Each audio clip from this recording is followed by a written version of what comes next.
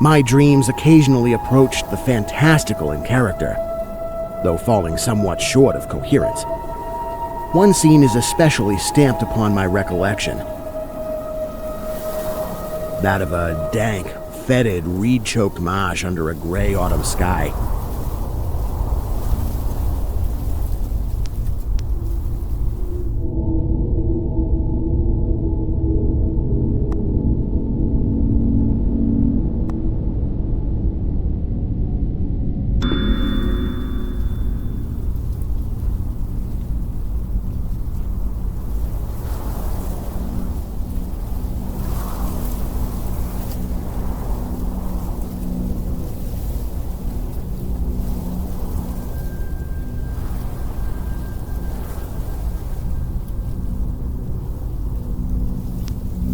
With a rugged cliff of lichen-crusted stone rising to the north.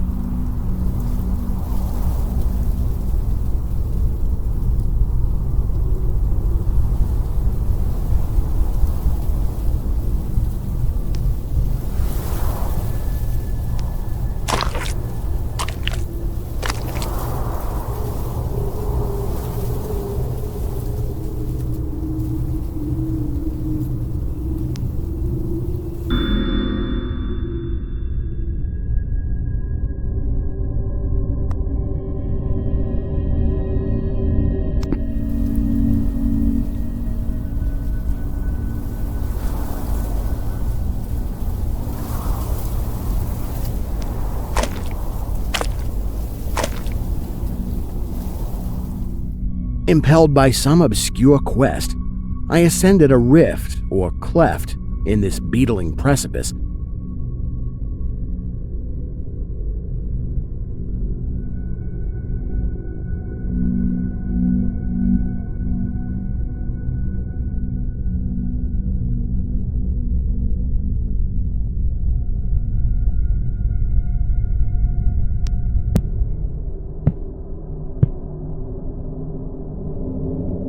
Noting as I did so the black mouths of many fearsome burrows extending from both walls into the depths of the stony plateau.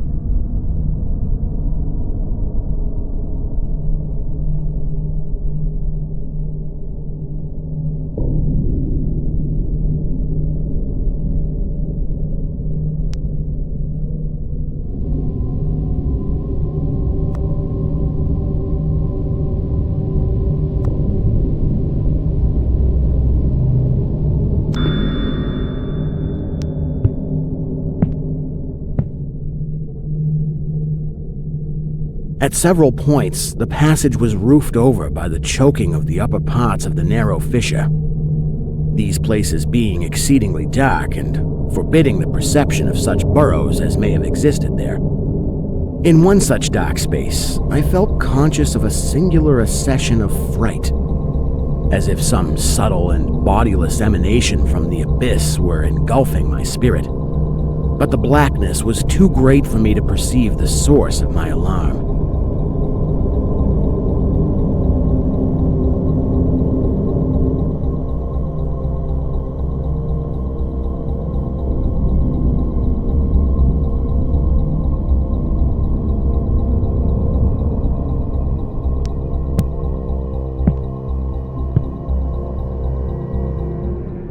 At length, I emerged upon a tableland of moss-grown rock and scanty soil, lit up by a faint moonlight which had replaced the expiring orb of day.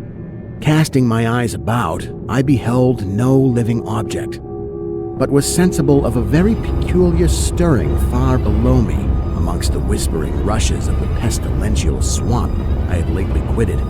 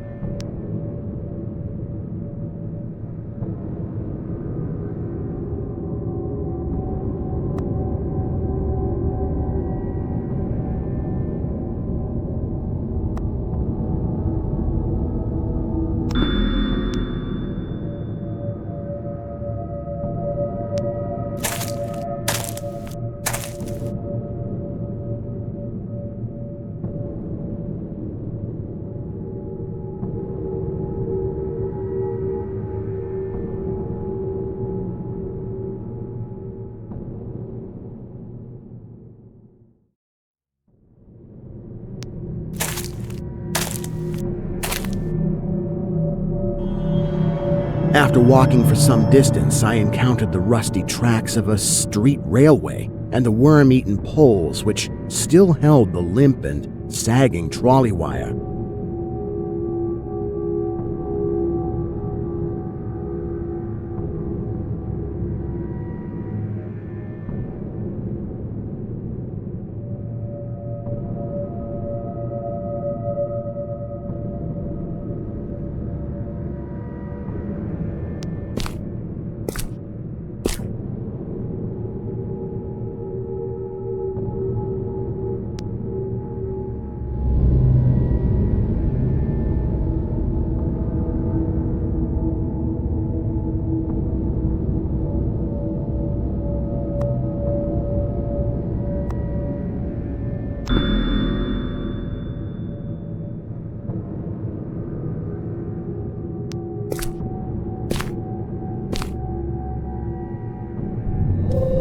Following this line, I soon came upon a yellow vestibuled car numbered 1852 of a plain, double-trucked type common from 1900 to 1910.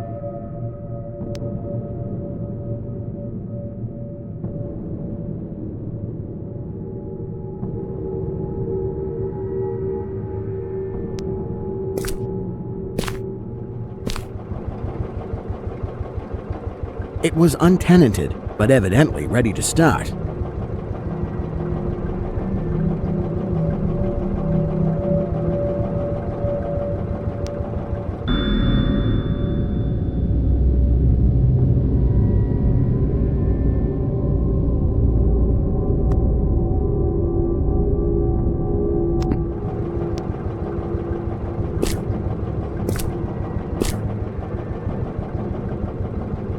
The trolley being on the wire and the air brake pump now and then throbbing beneath the floor.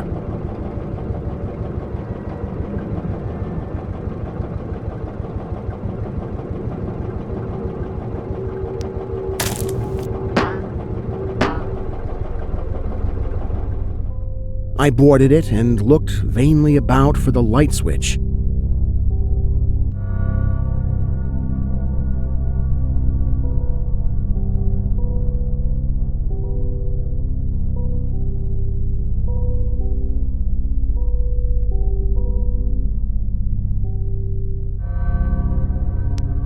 Noting as I did so the absence of controller handle, which implied the brief absence of the motorman. Then I sat down in one of the cross seats toward the middle, awaiting the arrival of the crew and starting of the vehicle.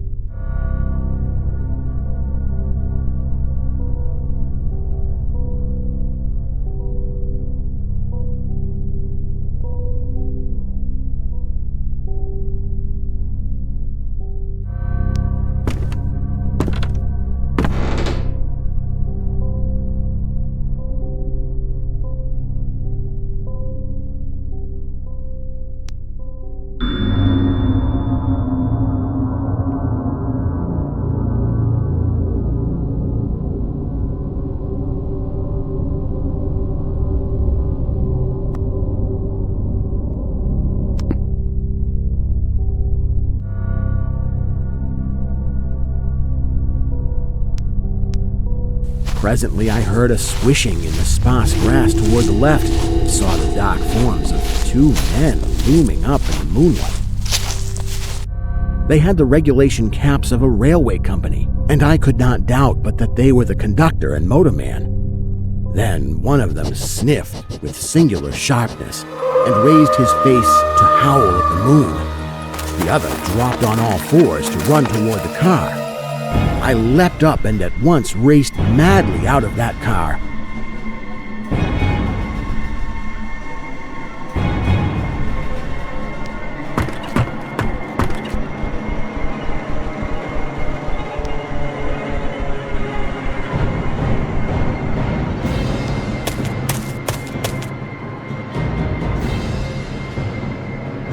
And away across endless leagues of plateau till exhaustion waked me.